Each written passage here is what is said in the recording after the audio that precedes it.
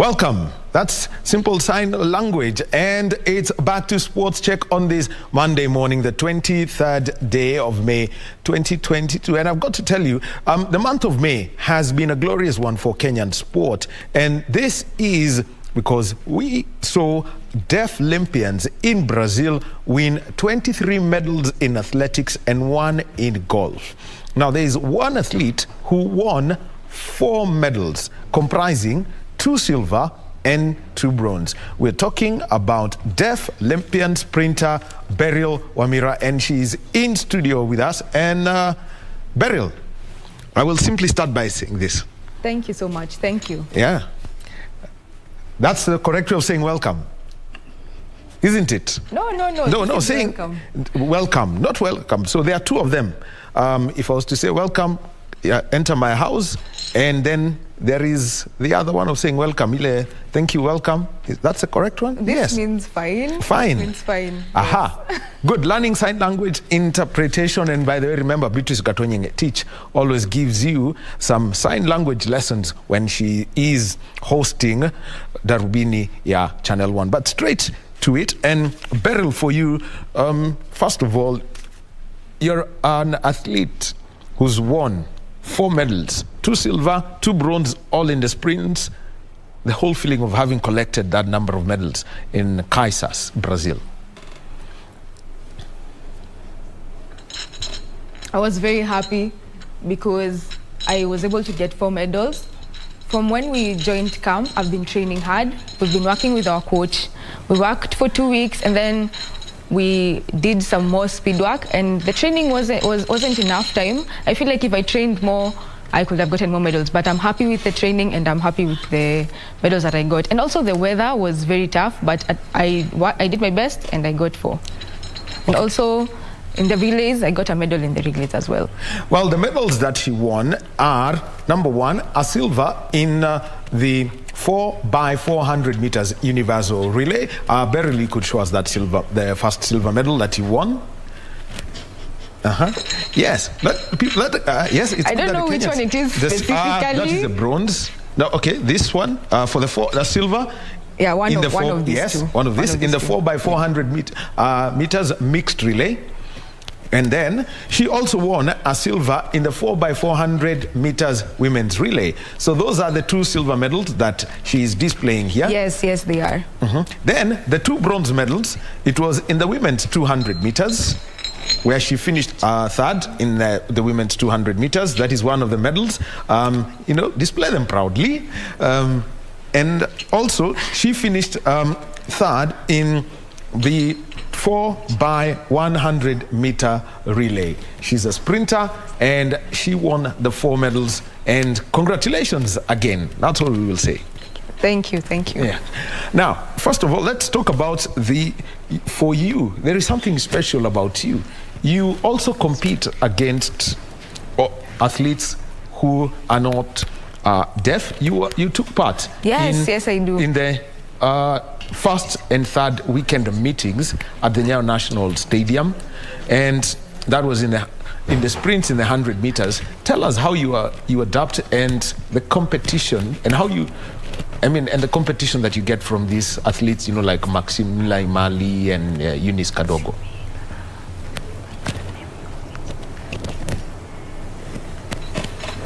Honestly, my coach was the one who had been working with me and trained me, and she told me that I could actually compete with the hearing people.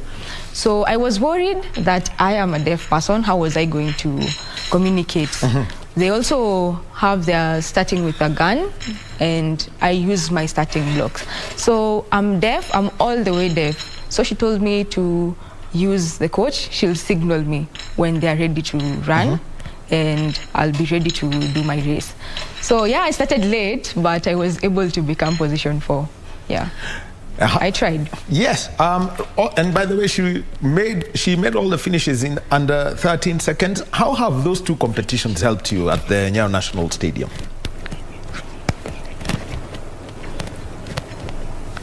Yes, it helps me a lot because in the deaf community, many people don't get enough time to train, but the hearing community, people train, they work hard, they're always training. I wanted to get 12 seconds actually, when I did that race. Yeah.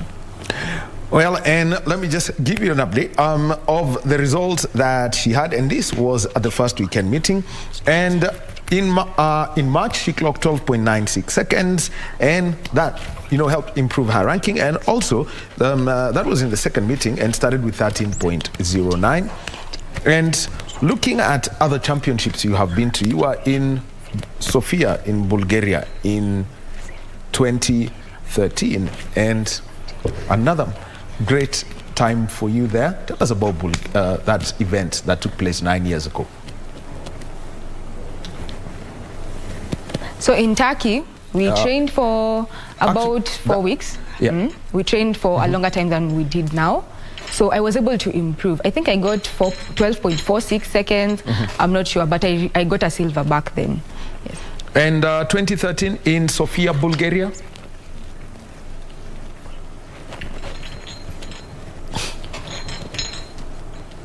So we also trained for that race. I did try because in Cuba, we have another lady from Cuba who is really tough to beat. She is the best sprinter for the 100 meters. So I really tried, yeah. All right. Now let's get specifically to Brazil, where you won these 4 medals. And let's start with the women's 200 meters. What was the story of that competition to the point you got to the final and won this, one of these 2 bronze medals that you have here? Honestly, I was really expecting and I was really hoping to get a silver, because I was shocked that the first lady, the one who got position 1, was from France, and she's never been there before. This is her first time. So I knew when I was going there I was going to get a silver, but I was shocked that she was actually there and she beat me. And I also had an injury on my hip, so I've been working hard at it, but the injury has been slowing me down. I was really trying to catch up to her, but I wasn't able to do that. But I thank God that I actually got a bronze. Well, and as we continue with this interview, I know you're hearing a voice, and we've got our sign language interpreter on the screen. We have got Susan Tuku. She's our sign language interpreter on the screen, and the person who is using her voice today and also doing the interpretation for Beryl here is Yvonne Pamela. So you know the voice that is there and also the sign language interpreter that we have. Then, if I was to talk to you, Beryl, and ask you, which event do you prefer? Is it the 100 meters or is it the 200 meters? I think I prefer the 200 meters because 100, I didn't get anything in the 100 meters. So I'm thinking 200 meters is better. I'm thinking maybe in the future, I'll focus more on the 200 and continue with the, because my finishing in 100 is very bad. So I think I'll just move to the 200 and then add 400 next time. I'm hoping next time I could move into 400. In the World Championship, I'll try do the 400 and 200 and also in the next Deaflympics. Well, and the 400 meters, you are in the relays, first the mixed relay, and how was this team effort and eventually picking up the silver medal? Okay, so the 400, I'm actually motivated for the 400 because I have the experience already in the relays. So in the mixed relays, I ran 400, and so I think I can do the 400. So, and the mixed relays, I can say that, you know, it's men and women working together. So I can say that because of the relays, I feel I have experience in 400 meters, and the World Championship I'll be able to try. Well, how have you seen, you know, running the 400 meters turn out to be for you as, and the kind of competition that you get in Kenya?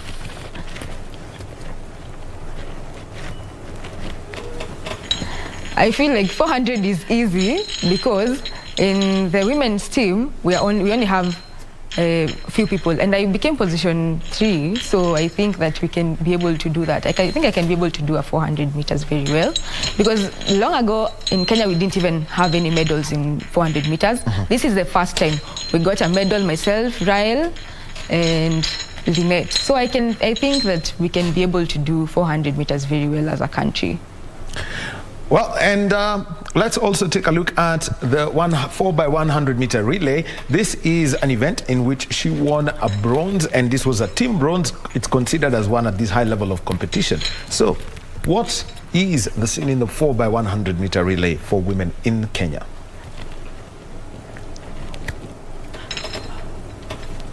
Okay, so we all ran 100 meters. So we worked with our coach and we decided who are going to run. So we gave the relays to the people who are best in the 100 and 200 meters. We worked together, we cooperated, and we are all very good athletes. Nobody there is just trying their luck. Everybody there is very good. So we worked together in the relays, and we also worked on our own individual 100 and 200 meters, and I can say that is how we won. What's the competition in the world when it comes to the Deaflympics, and especially when it comes to the 100 meters, and also looking at the relays, given that Kenya already have made their presence felt by winning that bronze medal?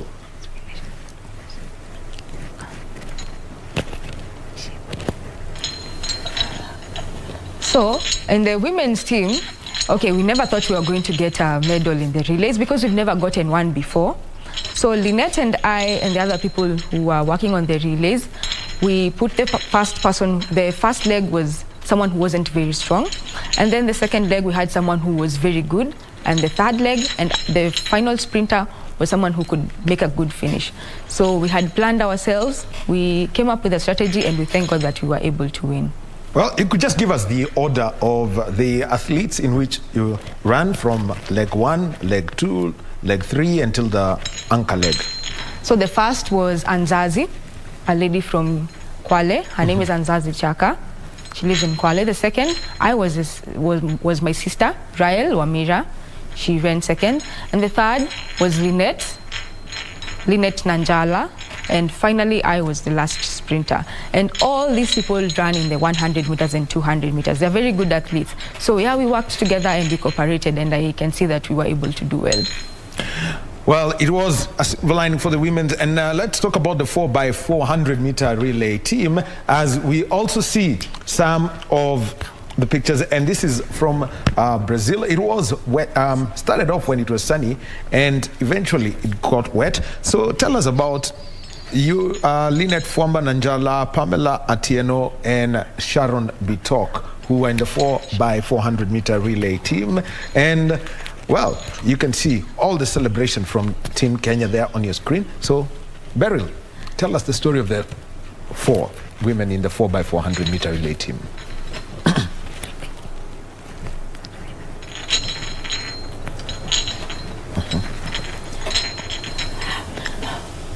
So Lynette is a 400 meter, she's experienced in 400 meters. I have more experience in 200, but the coach told me to try. So we planned that relay. Sharon Bitok runs 800 meters. She's experienced in the 800 meters, so she could easily do the 400 meter. So that is how we planned how we were going to do that. And all of them were experienced. I was the only one who was actually new in the 400. So I was just trying, but I am shocked that I actually did well, because I do more 100 and 200 meters. So we got a silver, and I'm very happy for that. So, yeah. So tell us about the tactic and the order that was used and how you ran eventually.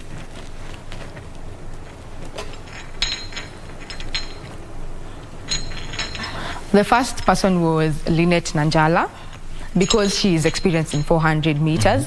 The second person was Sharon Bitok. She runs 800 meters and she's very good at it. And the third person was Pamela Atieno, because she also runs 400 meters. And I was the final person who was there just trying my luck. Well, and it was not luck. It was eventually a success for you. First time running the 400 meters, and you got a silver medal. So I've been trying, but this was actually my first time competing in a relay. So in 20, okay, so I have run the relays, but we never really won. We were a very weak team, but now I can say that we did well. We trained in the camp. That is what I can say boosted us really well. We trained in the camp. Well, here you go. And, you know, for these Deaflympian athletes, their training and the coaches, how they got to understand, you know, the sign language and that. Tell us how you go through your paces with your coach and how some of these and how the sign language works in training, and such that the things that the coach wants you to improve are correctly messaged to you. Okay, so in 2012, the coaches could sign a bit. They could understand a bit of sign language. So back then we used to do a lot of reading and writing.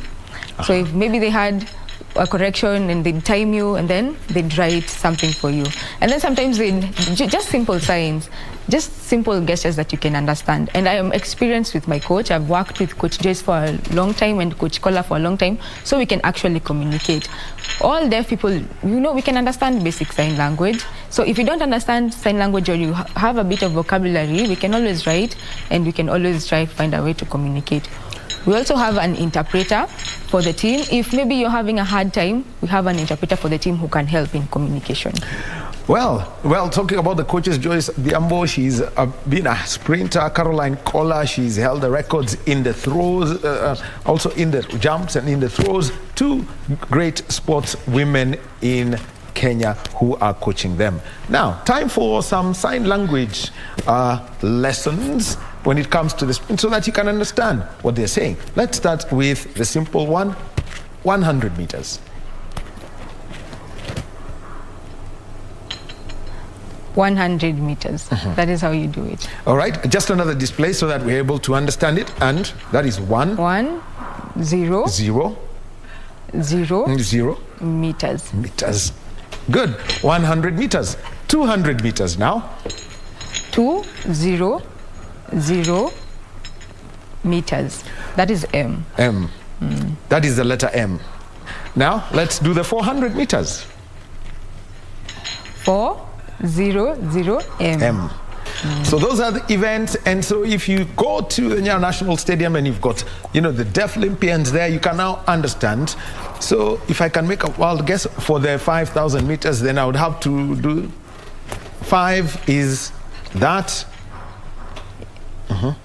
5,000. 1,000. Yes. So 1,000 is this. 1,000. 1,000. This is 5 and this is 1. Yes, this is how you sign 1,000. Yeah, 1,000, 3,000, 4,000, 5,000. Yeah. That's a very good way of signing. Now, the other one that we'd like to ask now is that we know there are more competitions coming in for Deaflympians. What is your plan for the upcoming competitions, given that you said you want to run in the 200 and also in the 400? Okay, so I'm very strong in 200 and 4, and I'm willing to try the 400. So I think my times are good because I actually don't have a job currently because I didn't have time to train. I didn't have enough time to train. I'd go to my job from morning till evening and I was too tired to train. So now I don't have a job. I want to focus more on sports. So I think I can work on my 400 meters because if I have enough training time, then I'll be able to do better. But if I don't have enough training time, then I'm sure I won't do well. So I'm working on my time now. From morning to at least 12, I'm usually training. I go there, I do some simple speed work, I do my training. So yeah, I haven't been having enough time, but I'm planning to see about that. So maybe if I got a better job, I could be able to train better because, I feel like the government will be supporting us, athletes in the deaf community, because we don't have time for training. And as a sports person, that is very harmful to me. Well, training is everything for them, and she's talking about a job. And something you don't know is that Beryl has worked in the catering industry. She's been a waitress in a restaurant. Tell us how you got into that job as a waitress. I studied in college. I did hotel management, and so I started working as a waitress. So that is what I actually learned in college. And at the same time, I can do many things. I'm a general hotel service person, so I can do many things in a hotel setting. That is what I actually learned. And there is a backstory to this, is that it is from athletics that you are able to get money to pay for your college fees. Tell us that story that's behind you getting that money and the education that came through. Okay, so when I got my money, I had planned to advance my education because my parents are poor. I'm from a poor background. They couldn't be able to take me to college. So when I flew in 2013, I also got support from my parents, my brothers. We bought a farm and we started farming. So we started, I wasn't just sitting at home. We planted tomatoes, we did so many things with the money that I got. And I also supported myself for school fees because I was still in school. And we just did a lot of improvement in our family. My brother also went to college and we supported each other because, you know, my parents don't have a job. So we took it upon ourselves to make sure we improved ourselves. Well, let's now talk about overall your experience in Brazil. You leave Kenya. It was ideally supposed to be going into the wet season. The first 2 days are warm, then suddenly the rains fell non-stop. What was that change of environment for you? So I expected that, you know, we had gotten kitted. We were given warm clothes for the weather. But in Poland, we also experienced the same challenge in the World Championships, and we tried our best. So when we went there to Brazil, we saw that there was some sun, and we thought that, we are having better luck this time. And then we were shocked that the rain started coming, and your knees would get weak because of the cold. And we used to travel so far to go to the stadium, so we only got enough. We only got 1 hour for training, and that was not enough. And also you find that sometimes you would run at night, and you couldn't see well, and the weather was cold. It was a very big challenge, but I'm still grateful. We did our best, we got our medals, and we will continue working hard. We're not waiting for the sun to come so that we can participate. We will participate even with the rain. By the way, how are you able to adapt to running under floodlights? You know, running at night and the stadium has got the lights on. How are you able to adapt to that?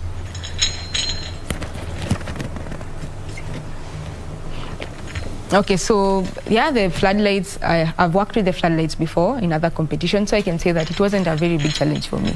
If they were general, like if it was a closed stadium, then sometimes it can be harmful, but it was an open stadium, so I can say that yes, the floodlights were a bit helpful and I could see them.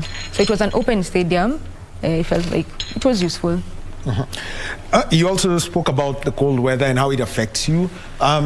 Speaking with athletics coaches, they say sprinters love warm weather. How are you then trying to warm up for, you know, running in the cold and rainy conditions in Kaisers do Sul? Hey, honestly, I hate cold weather. I hate cold weather because when you're running as a sprinter, you have to stand there for a long time and you're feeling cold. All your energy just gets drained.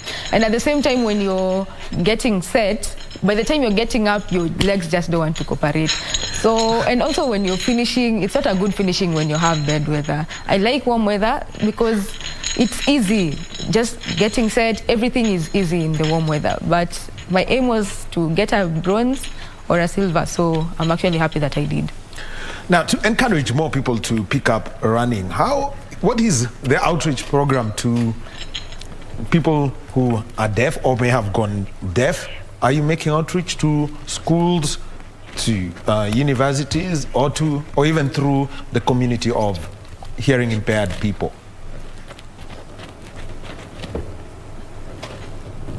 Okay, so I used to go to schools because you see that they want to see the medal. They want to see the medal. You carry the medal with you and you show them and they'll join. That is the only thing I can say. Because if you just tell them you ran, they need to see the medal. If you don't have evidence, they're not interested. So when you come, I used to visit many schools and I can say that they are improving. Before we had very few girls participating in sports, but now we are adding the number of girls and the number of women who are joining sports, and we are very happy about that, and I'd like to get even more. Okay, now, and it's something that I wanted to ask you. I mean, I had asked you before because you had run in the first and third weekend meetings of Athletics Kenya that were held at the Nyayo National Stadium. How would you like to work with all these other athletes? Max Mile-Mali, we've got Joanne Cherono, you've got Eunice Kadogo, the top 100-meter runners, or even the 200-meter runners in the women's setup in the country. How do you want them to support you so that you improve on your time?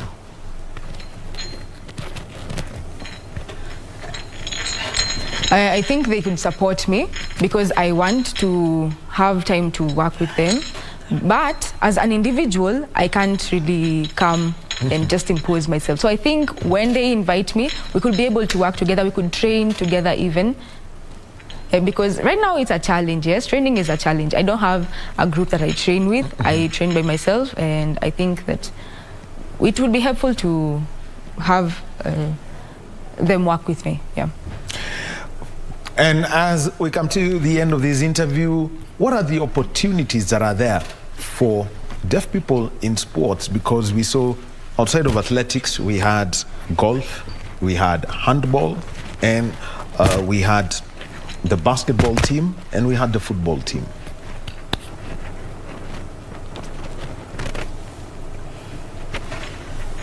Oh, so I'm only focused on athletics. The areas of football and basketball, I was actually shocked that they got a bronze because we were supporting one another, but I don't know much about other sports because, you know, I don't know about the rules and the games of other sports, but I can say that sport is a good thing. People should join sports.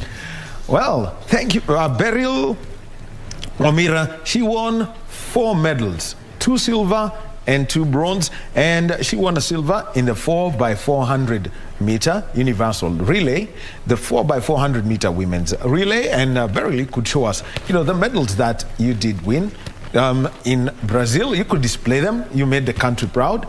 Plus, she also won a bronze in the women's 200 meters, and a bronze in the women's 4x100 meters. These are the medals that are here, and for everyone who's out there proudly holding them is Beryl. We all say congratulations to her for bringing that. And remember that Kenya won 5 gold medals.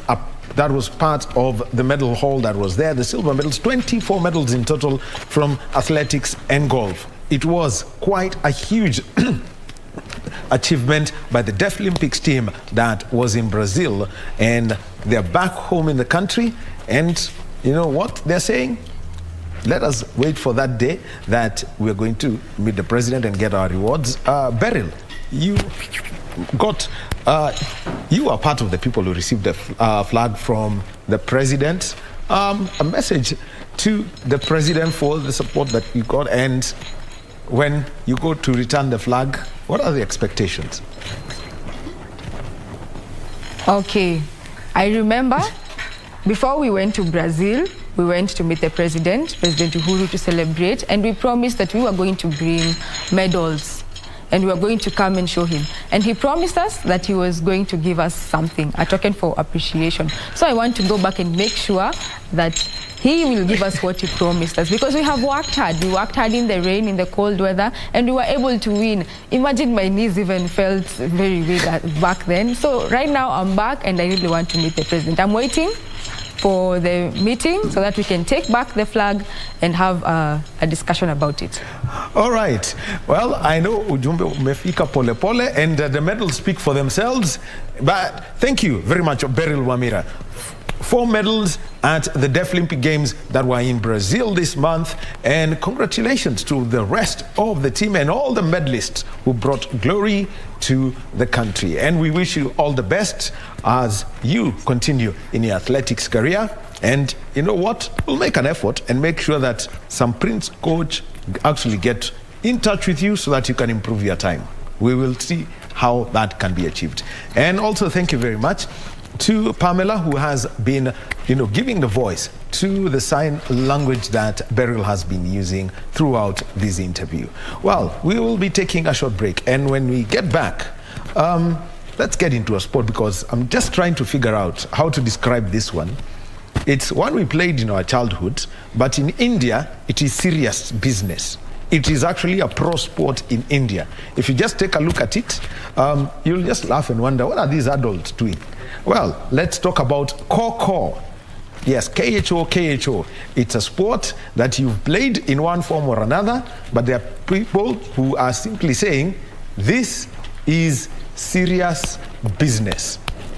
Sio mchezo, hii ni kazi. Let's join Simon Mbogwa and Caroline Gedaiga after this short break.